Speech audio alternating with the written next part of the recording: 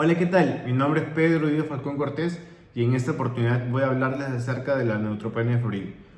Bueno, las complicaciones infecciosas son una importante causa de morbilidad y mortalidad en pacientes con enfermedades hemato-oncológicas tratados con quimioterapia intensiva. La fiebre relacionada con la neutropenia es una complicación muy común y a la vez muy peligrosa.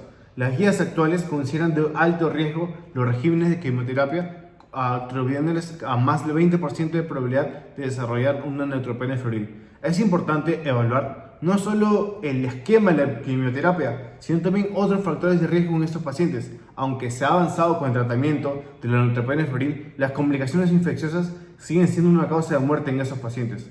En esta posición vamos a centrarnos en lo que vendrá a ser la evaluación, el tratamiento, destacando el uso de factores de crecimiento hematopoyéticos mieloides, así como lo que vendría a ser un esquema antifúngico, antiviral y los principales fármacos que nos van a permitir combatir esta enfermedad. Primero, vamos a hablar acerca de dos términos importantes en esta posición: la neutropenia y la fiebre. Por un lado, tenemos que la neutropenia se va a referir a lo que vendría a ser el recuento de neutrófilos en sangre menor a 500 por milímetro cúbico, o si se espera que se disminuya ya sea de 1000 a 500. En este caso debemos tener en cuenta que los neutrófilos van a ser un tipo de glóbulo blanco que van a jugar un papel crucial en la defensa del cuerpo contra las infecciones.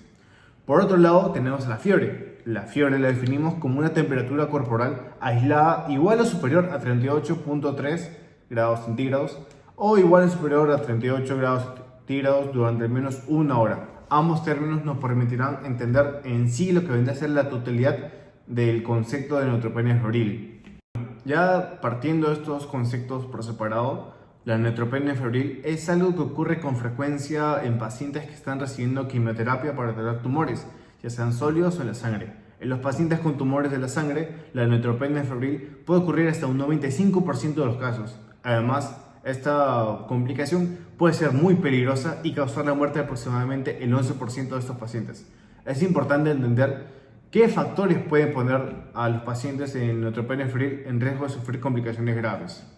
Los patógenos más comunes en las infecciones relacionadas con la neutropenia febril son las bacterias, principalmente las coco gram positivas como el estafilococo coagulasa negativo y el estafilococo coagulasa positivo. También se encuentran bacterias como el estreptococo y los enterococos. Los bacilos aerobios gram negativos como la Escherichia coli, Klebsiella pneumoniae y Pseudomonas aeruginosa también son frecuentes en esos pacientes. Los anaerobios, las micobacterias y los hongos, como la especie de las cándidas y aspergillus, pueden causar infecciones en casos especiales, mientras que las infecciones virales son menos comunes, pero pueden presentar en pacientes con inmunodepresión celular y los virus en este caso van a incluir a los respiratorios y a los herpes virus. Para evaluar el riesgo de los pacientes de una manera rápida y objetiva, los médicos en este caso van a utilizar un sistema de puntuación llamado MAST.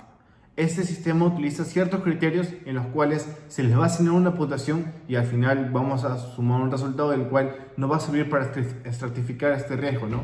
En este caso, los pacientes con una puntuación de 21 más son considerados de bajo riesgo. En ese grupo, la tasa de complicaciones serias es alrededor del 6% y la tasa de mortalidad es el 1%. Es relativamente muy bajo en relación al cuadro de neutropenia febril, por lo cual es este grupo denominado como riesgo bajo, ¿no? Estos pacientes pueden recibir un tratamiento menos intensivo como antibióticos por vía oral, cerrados de alta temprano o incluso recibir tratamiento en su propia casa. Además, va a existir algunos factores adicionales los cuales médicos deben considerar para que algunos pacientes con bajo riesgo, como el estado funcional ECOG mayor o igual a 2, como lo que vendría a ser también casos de pacientes con bronquitis aguda, bronquitis crónica, insuficiencia cardíaca crónica, niveles altos de glucosa en la sangre, recuentos de monocitos menor a 200 por milímetro cúbico y estomatitis de grado 2 o superior, los cuales en suma pueden agregar que este paciente ya no esté en un criterio de bajo riesgo, sino que ya se empiece con un tratamiento mucho más intensivo y el paciente ya no pueda considerarse como un nivel de mortalidad muy bajo, ¿no? Es importante tener en cuenta que los pacientes con enfermedades hemato-oncológicas tienen un mayor riesgo de desarrollar infecciones en comparación a los pacientes de la población en general, ¿no? Esto se debe a que diferentes condiciones van a existir en este grupo poblacional, como la propia enfermedad, el estado nutricional de estos pacientes, los procedimientos invasivos, las hospitalizaciones frecuentes y prolongadas y la posibilidad de contraer infecciones por gérmenes resistentes a algunos medicamentos en el área de hospital en que se encuentra o el mismo servicio de salud. En esta tabla se va a presentar datos clínicos que van a ayudar a clasificar el riesgo de infección en esos pacientes. El objetivo de esta tabla es sobre todo poder identificar sospechas de infección y comenzar un tratamiento de manera oportuna, ¿no? Especialmente en estos pacientes con enfermedades hematológicas, quienes pueden experimentar neutropenia de una manera más prolongada y definitivamente más grave. Bueno, el enfoque inicial del tratamiento para pacientes con neutropenia febril se va a basar en su clasificación dentro del sistema MASC, como anteriormente les comenté.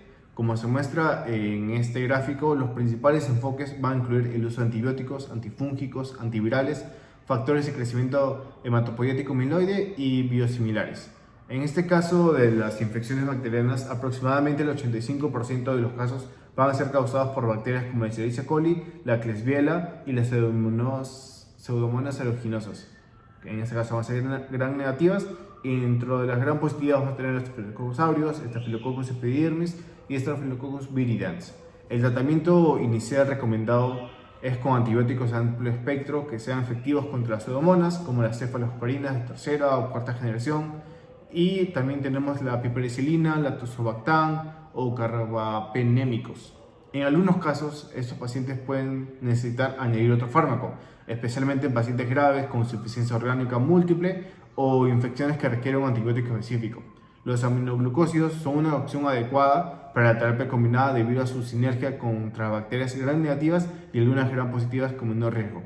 Asimismo, es muy importante en estos pacientes realizar una reevaluación en tratamiento entre los 2 y 4 días después de la indicación del tratamiento inicial. Los ajustes de este tratamiento deben basarse en datos clínicos y microbiológicos, pero sobre todo basándonos en la clínica del paciente. Si la fiebre va a persistir en un paciente estable, no es necesario realizar cambios en el tratamiento, al menos en este caso, pero la clínica, el ver cómo se encuentra el paciente tanto a la ectoscopía como a lo que el paciente llega a referir, va a ser muy importante para el manejo y cambios en el tratamiento.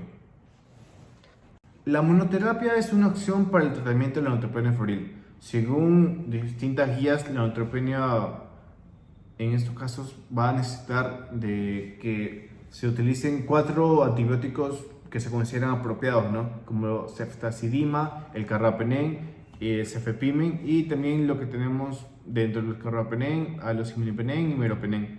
Estos antibióticos van a tener un amplio espectro de acción contra bacterias que sean gram positivas y negativas, incluyendo las pseudomonas, como les comenté, ¿no? Cada uno va a tener sus ventajas y desventajas en términos de eficacia y seguridad. Además, en algunos casos se puede considerar que la terapia combinada con beta-lactámico de amplio espectro y un aminoglucósido, como les comenté, va a tener un posible efecto sinérgico, y todo va a depender mucho de lo que vendría a ser la experiencia del médico tratante, de ver cómo o qué bacterias se encuentran más en su servicio, y también la exposición, factor de riesgo que ha tenido el paciente con neutropenia febril.